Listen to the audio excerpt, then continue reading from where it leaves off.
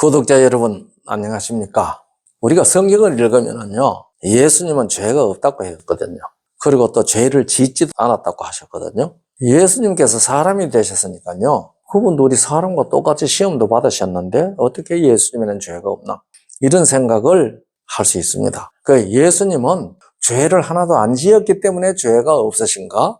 안 그러면 예수님은 죄가 없기 때문에 죄를 하나도 안 지으실 수 있으셨나? 이런 생각을 또 우리가 할 수 있겠죠. 예수님께서는요, 아담의 씨로 오시지 않았다는 사실을 우리 구독자들은 기억하셔야 합니다. 이것을 이해하지 못하면 예수님의 구주가 되신다는 것이 성경적 합리성으로도 이해가 안 됩니다. 예수님께서도 우리와 똑같은 사람인데 이 생각을 하고 있으면 예수님을 육체대로 아는 사람이 됩니다. 우리가 고린도후서 5장 15절부터 16절 읽어보면은요, 사도 바울이 예수님을 육체대로 알았다고 그랬습니다. 그런데 이제는 그렇게 앉지 않는다고 그랬거든요. 그래서 예수님은 아담의 씨로 오지 않았기 때문에 아담의 자손들과 같은 사망이 되는 그러한 사망의 존재가 아니라는 말입니다. 그런데 그분도 우리와 같은 사람이 되었는데 어떻게 그런가? 예수님도 우리와 같은 인성이 되었기 때문에 그 안에는 우리에게는 죄성이 있지 않겠느냐? 이런 생각을 혹 하는 사람도 있을는지 모르지만은 그렇지 않습니다. 예수님은 죄를 한 번도 안 지었기 때문에 죄가 없겠지? 이렇게 말하는 사람도 있는데 그 말은 그럴듯하죠. 그러나 예수님이 죄가 없다는 말과 죄를 짓지 않았다는 말을 성경은 무엇이라고 우리에게 가르쳐 주는지 오늘 한번 좀 잘 들어보겠습니다. 이건 상당히 중요한 얘기거든요. 우리가 요한일서 3장 5절을 읽으면 그가 우리 죄를 없이 하리고 나타내신 바 된 것을 너희가 아나니 그에게는 죄가 없느니라 그랬거든요.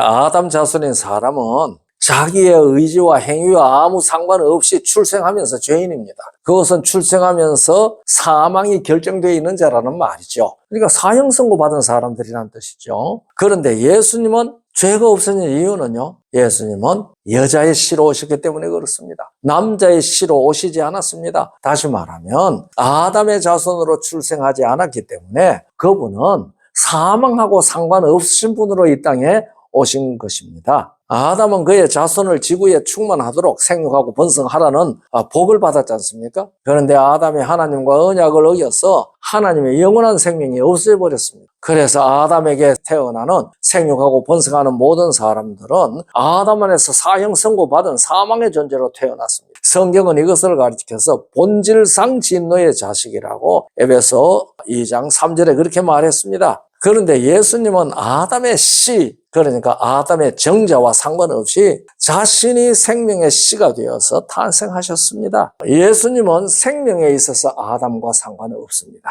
이것을 여자의 후손이라고 얘기를 한 겁니다. 그것이 창세기 3장 15절에 있는 말씀이죠. 그리고 이사야 7장 14절에는 그렇게 말합니다. 주께서 친히 징조로 너희에게 주실 것이라 보라. 처녀가 잉태하여 아들을 낳을 것이요 그 이름을 임마누엘이라 하리라. 그래서 예수님은 처녀에게 탄생을 하셨는데요. 마태 1장 23절에 이렇게 말하지요. 보라, 처녀가 잉태하여 아들을 낳을 것이요 그 이름은 임마누엘이라 하리라 하셨으니 이를 번역한즉 하나님이 우리와 함께 계시다 함이라 되어 있거든요. 그래서 예수님께서는 동정녀에게서 탄생하셨습니다. 그러니까 예수님의 생명은 누구의 씨와 전혀 상관없습니까? 사망이 된 아담의 씨 생명과 전혀 상관이 없습니다. 그래서 아담의 씨로 태어나는 사람은 사형 선고를 받은 상태로 태어나지만은 그러니까 사형수입니다. 그러나 예수님께서는 사형 선고 받은 자로 태어나지 않았습니다. 그분은 아담 안에서 죽은 자가 아니라는 말이죠. 그러므로 예수님은 본질상 진노의 자식이 아니고 하나님의 씨로 탄생하셔서 본질상 사망성이 없는 존재, 그래서 죄가 없습니다. 그래서 그에게는 죄가 없느니라 그렇게 우리 성경은 말했죠. 죄가 없으신 분이 우리를 대신하여 죄가 되시기 때문에 우리가 그분을 믿음으로 우리의 죄가 없어질 수가 있는 거거든요. 이것을 우리가 성경은 대속이라고 얘기하는 것이죠. 예수 그리스도께서는 당신께서 친히 생명을 버리기로 하지 아니하면은 죽지 않으십니다. 태초에 말씀이 계시니라 이 말씀이 하나님과 함께 계셨으니 이 말씀은 곧 하나님이시라. 요한복음 1장 4절에 그렇게 말했습니다. 그 안에 생명이 있으니 이 생명은 사람들의 빛이라. 그래서 예수 그리스도는 생명 자체십니다. 그 안에 생명이 있었습니다. 그래서 요한복음 1장 13절입니다. 이는 혈통으로나 육정으로나 사람의 뜻으로 나지 아니하고 오직 하나님께로서 난 자들이니라. 요한일서 3장 9절에 하나님께로서 난 자마다 죄를 짓지 아니하나니 이는 하나님의 씨가 그의 속에 거함이요 그는 범죄치 못하는 것은 하나님께로서 났음이라 그랬었거든요. 예수님은 생명이시오. 그래서 생명 자체로 오셨기 때문에 아담 안에서 죽어서 썩는 그런 일이 없습니다. 생명이 있으면 썩지 않죠. 요한복음 14장 6절에 예수님께서 친히 말씀하셨습니다. 내가 곧 길이요 진리요 생명이니 나로 말미암지 않고는 아버지께로 올 자가 없느니라. 그래서 예수님은 죄가 없으십니다. 그도 우리와 똑같은 육신을 입고 살았는데 어떻게 그분은 죄가 없을까? 그분은 죄를 짓지 않았기 때문에 죄가 없을까? 그게 아닙니다. 예수님의 생명이 우리의 생명과 달랐다는 말입니다. 예수님께서는 당신께서 죽겠다고 결심하지 않았으면요 안 죽으십니다. 그 모습을 변화산에서 보여주셨습니다. 변화산에서 변형하셨지 않습니까? 엘리야와 모세가 거기 같이 나타나지 않았습니까? 그 시간에 예수님께서 하늘로 가시면 가실 수 있으신 분입니다. 그러나 우리를 아담과 아담의 모든 후손들을 사망에서 생명으로 옮겨주시기 위하여 그분은 그냥 사시고 십자가에 죽으시는 일을 통해서 아담 안에서 죽은 그 죽음을 대신 죽어 주셨습니다. 그러나 그 생명을 가지고 몸을 입고 사셨을지라도 결단코 죄를 짓지도 않으셨습니다. 율법적으로나 도덕적으로나요. 그래서 베드로전서 2장 22절은 그는 죄를 범하지 아니하시고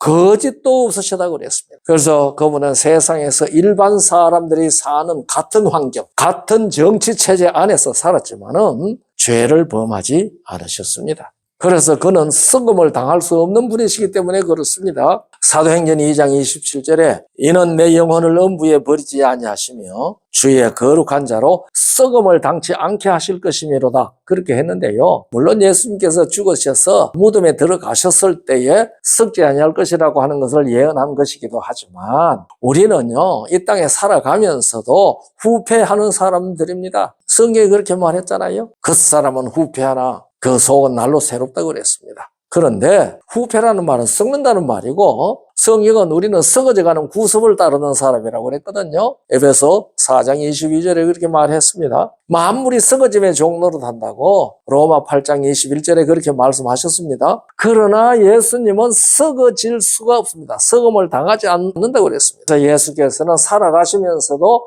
썩는 모습을 나타내지 않으셨습니다. 그래서 또 예수님을 믿고 물과 성령으로 거듭나면은 이와 같은 삶을 살 수 있는 존재가 되는 겁니다. 그것이 요한일서 3장 9절에 있는 말씀이었죠. 하나님께로서 난 자마다 죄를 짓지 아니한다. 왜? 하나님의 씨가 그 속에 있기 때문에 그랬다 그 말이죠. 오늘날 이 세상은요 교회가 하나씩 둘씩 팔려나가면서 그 교회당이 댄스홀도 되고 술집도 되고 이런 얘기가 있다고 제가 유튜브에서 읽어봤는데요. 여러분과 제가 예수님의 이 생명을 가졌으면 우리는 썩지 않는 사람들이 됩니다. 그리고 영원한 생명으로 살 수 있는 생명의 능력을 가진 사람들이 됩니다. 예수님께서 요한복음 6장 67절로 71절에 보면은요, 예수께서 내 살을 먹고 내 피를 마시고 그 얘기하니까 예수님 줄줄 따라다니던 많은 제자들이 이 말은 어렵도다 하고 다 떠나갔잖아요. 예수 12 제자를 보고 그렇게 말합니다. 너희도 떠나려고 하느냐 하니까 베드로가 용기 있게 대답했죠. 영생의 말씀에 계시오매 우리가 누구에게로 가겠습니까? 우리가 주는 하나님의 거룩하신 자신 줄 믿고 알았습나이다. 낙심하는 사람들은 예수 믿다가 예수님이 영생의 존재인 줄 알지 못하기 때문에 낙심합니다. 그리고 그분에게부터 영생의 생명을 받지 못했기 때문에 낙심합니다. 우리 구독자 여러분, 이 베드로의 고백이 우리의 고백이 되도록 복 주시기를 간절히 바랍니다. 감사합니다.